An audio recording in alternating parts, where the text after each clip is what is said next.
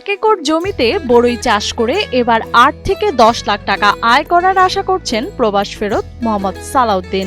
YouTube দেখে কৃষিকাজ শিখে সফল হয়েছেন তিনি। ইউটিউব চ্যানেল দেখতে দেখতে দেখতে বিভিন্ন ফলের চাষ করতেছে বিভিন্ন লোকে বিভিন্ন দেশে। তারপরে আমার আগ্রহী হলো যে আমি একটা বড়ই বাগান করব। তো আমি একটা বড়ই বাগান করলাম, এরকম ফলের বাগান। এবার মনে করেন আমি এক একর জায়গা থেকে প্রায় ৮-১০ লাখ টাকা আমার ইনকাম হবে। সালাউদ্দিন দীর্ঘদিন প্রবাসে থাকার পর দেশে ফিরে সিদ্ধান্ত নেন নিজের মতো করে কিছু করার। সেই লক্ষ্য থেকেই ইউটিউব দেখে বড়ই চাষের আধুনিক পদ্ধতি শেখেন তিনি। আমার নাম সালাউদ্দিন। আমি প্রথম সৌদি আরব গিয়েছিলাম। সৌদি আরব ৮-৯ বছর ছিলাম। ওখান থেকে আসছি, আসার পর ২ বছর পর এখানে কাজ বাজ ভালো লাগে না বাংলাদেশে, আবার গেছি বাহরাইনে যাওয়ার পর ওখানেও ভালো ছিলাম যদিও। তারপরে আমি ওখানেও ৬-৭ বছর থাইকা আবার দেশে আসছি। দেশে আসার পর এখন বয়স হয়েছে, পরের কাজ ভালো লাগে না, নিজে একটা উদ্যোগ নিলাম। সালাউদ্দিনের বাগানে রয়েছে ৩ জাতের বড়ই, কাশ্মীরি, আপেল কুল বা ভারত সুন্দরী এবং অস্ট্রেলিয়ান জাত। এখান থেকে পাইকারি ব্যবসায়ীরা বড়ই সংগ্রহ করে দেশের বিভিন্ন স্থানে সরবরাহ করেন। আমার এখানে বড়ই আছে ৩ জাতের।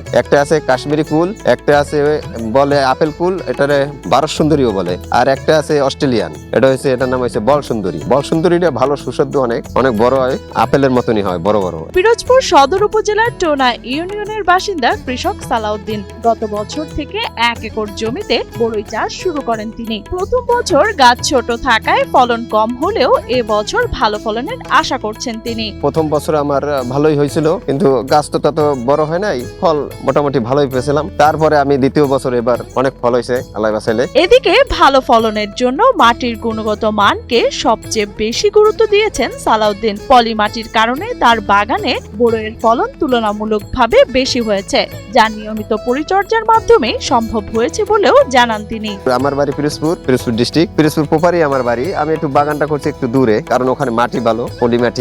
আমি এখানে করছি কারণ এখানে ফলন ভালো হয়। তার জন্য ফলন ভালো হইতে হলে মাটি ভালো হইতে হবে, আর মাটি ভালো হইলে হবে না, নিজের চিন্তাধারা বা নিজের প্রশিক্ষণের মাধ্যমে এগুলো, পরিচর্যার মাধ্যমে এগুলো ভালো হয়। বিদেশ যাওয়ার চাইতে যদি সঠিক পরিকল্পনা করে কৃষিকাজ করা যায় তবে দেশেই অনেক কিছু করা সম্ভব বলেও জানান সালাউদ্দিন। আমি এখন মনে করি যে বিদেশের থেকে এখানে অনেক ভালোই আছি। নিজের কাজ নিজে করি, যখন খুশি তখন করি, কার হুকুমে চলা লাগে না, নিজের ইচ্ছে মতন কাজ করি। আর আমিও এখন ভালোই আছি বিদেশের থেকে। অনেকে দেখা গেছে বিদেশের জন্য পাগল, কিন্তু না, দেশে যদি আমরা করার চেষ্টা করি কিছু, যে আগ্রহী করি, তাহলে অনেক কিছু করা যায়।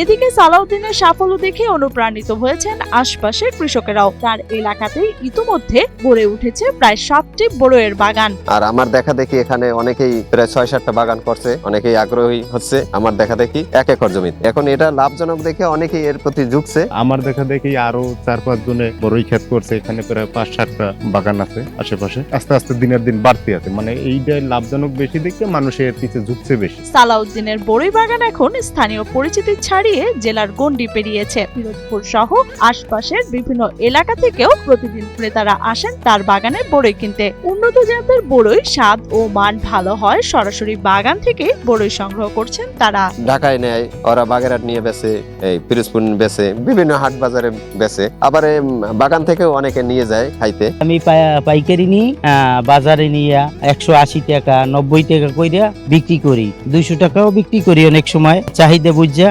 আর বরঞ্চ এখানে বড়ই খুব সুস্বাদু, দেখতেও যে বাইলে অন্য বাগানে এভাবে যাইয়া ভালো বড়ই সুস্বাদু বড়ই পাইও না, কিন্তু এখান থেকে আমি গত বছরও নিয়ে বিক্রি করেছি। আগামীতে বাগানের পরিমাণ আরো বাড়ানোর পরিকল্পনা রয়েছে সালাউদ্দিনের। প্রবাস ফেরতদের জন্য তার এই উদ্যোগ এখন দৃষ্টান্ত হয়ে উঠছে। আমি আগ্রহ আরো সামনের দিকে আমি আরো বাগান বাড়াবো। এখন আমার মনে করেন আগে আমি পারবো কি পারবো না একটা ছিল, দ্বিধা ছিল। এখন তো আমি সবকিছু জানছি, শিখতেছি, আরো সামনের দিকে আরো জানবো।